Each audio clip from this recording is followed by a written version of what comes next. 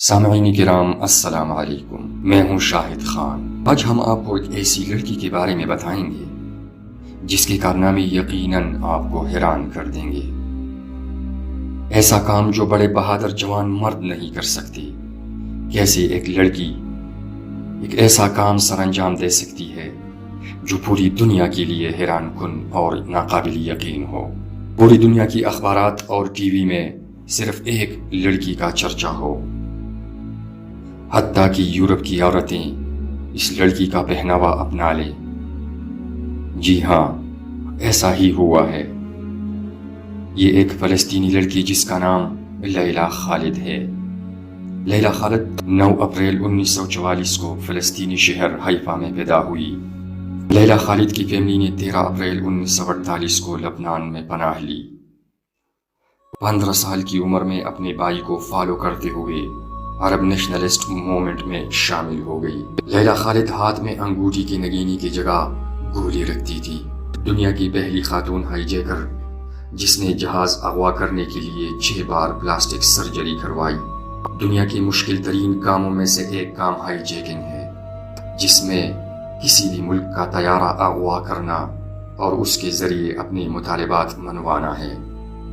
High jacking جیسے جرم میں اول تو کسی خاتون کا ملوث ہونا ہی حیرت کی بات ہے، لیکن کسی خاتون لڑکی کا جہاز ہائی جیک کرنا، پھر پلاسٹک سرجری سے اپنی شکل تبدیل کرانا اور ایک بار پھر ہائی جیکنگ کرنا، یہ تو یقیناً ایسی حیران کن کہانی ہے جو فلمی لگتی ہے۔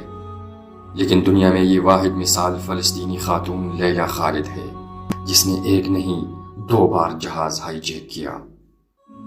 لیلا خالد نے بچپن میں ہی فلسطین کی تحریک آزادی میں شمولیت اختیار کی اور دیکھتی ہی دیکھتے ایک متحرک کارکن بن کر سامنے آئی۔ لیلا خالد اور ان کے ساتھیوں نے 1968 اور 1971 کے درمیانی عرصے میں 4 جہاز اغوا کیے۔ فلسطین لبریشن فرنٹ میں شمولیت اختیار کرنے کے بعد لیلا خالد نے پہلا جہاز 29 اگست 1969 کو اغوا کیا۔ یہ بوئنگ 707 جہاز تھا۔ یہ جہاز اٹلی کے شہر روم سے اسرائیل کے دارالحکومت تل ابیب جا رہا تھا۔ اطلاع یہ تھی کہ اسرائیل کے وزیر اعظم اسحاق رابن بھی اس فلائٹ کے مسافروں میں شامل ہیں۔ جہاز ایشیا کی فضائی حدود میں داخل ہوتی ہی ایک نقاب پوش خاتون نے جہاز کا کنٹرول اپنے ہاتھ میں لے لیا۔ اس نے پائلٹ کو حکم دیا کہ فلسطینی شہر حیفا کی اوپر سے پرواز کرتے ہوئے جہاز کا رخ دمشق کی طرف موڑ دو۔ دمشق جانے سے پہلے میں اپنی جائے پیدائش حیفا کو دیکھنا چاہتی ہوں۔ خاتون اور اس کے ساتھی بموں سے لیس تھے۔ پائلٹ نے حکم کی تعمیل کی۔ جہاز دمشق میں اتار لیا گیا۔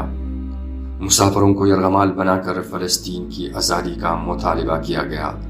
پوری دنیا کی توجہ فلسطینیوں پر صہیونی مظالم کی طرف مبذول ہوئی۔ مذاکرات کے بعد اسرائیلی جولم میں فلسطینی قیدیوں کی رہائی اور ہائی جیکروں کی بحفاظت واپسی کی شرط پر تمام یرغمالیوں کو رہا کر دیا گیا۔ دنیا بھر کے ٹیلی ویژن چینلوں اور اخبارات نے لیلا خالد کے انٹرویوز نشر اور شائع کیے۔ وہ عالم اسلام کی آنکھ کا تارا بن گئیں۔ ان کی تصویروں کو اتنی شہرت ملی جو اس سے پہلے کسی مسلمان خاتون کو نہیں ملی تھی۔ مقبولیت کا یہ حال تھا کہ یورپ میں رہنے والی لڑکیوں نے اس کے سٹائل کو بالوں سے لے کر سکارف اور لیلا جو انگوٹھی پہنتی تھی اپنایا۔ اس کے ہاتھ میں ایک انگوٹھی ہوا کرتی تھی جس میں کوئی پتھر نہیں، گولی جڑی ہوئی تھی۔ پہلی ہائی جیکنگ کے بعد اس نے اوپر تلے 6 بار پلاسٹک سرجری کروائی اور اپنی صورت مکمل طور تبدیل کر لی۔ اگلے ہی سال 6 ستمبر 1970 کو اس نے اپنے ایک ساتھی کے ساتھ مل کر ایمسٹرڈیم سے نیو یارک جانے والی پرواز کو ہائی جیک کرنے کی کوشش کی، لیکن یہ کوشش کامیاب نہ ہو سکی۔ اس طیارے کو برطانیہ کی ایک ایئرپورٹ پر اتار لیا گیا۔ لیلا کے ساتھی کو گولی مار کر ہلاک کر دیا گیا، جبکہ اسے گرفتار کر لیا گیا۔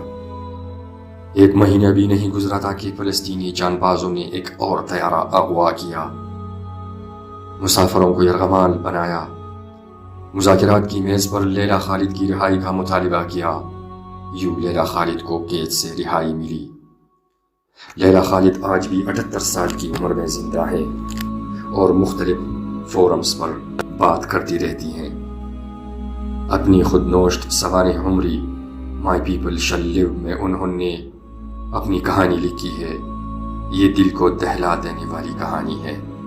یہ کتاب 1973 میں شائع ہوئی، جبکہ لیلا خالد کی زندگی پر فلم 2005 میں بنی۔ فلم کا نام لیلا خالد ہائی جیکر ہے اور اسے ایمسٹرڈیم کی فلمی میلے میں بڑی پذیرائی ملی۔ سامعین کرام، ملتے ہیں اگلی ویڈیو میں، تب تک کے لیے اللہ حافظ۔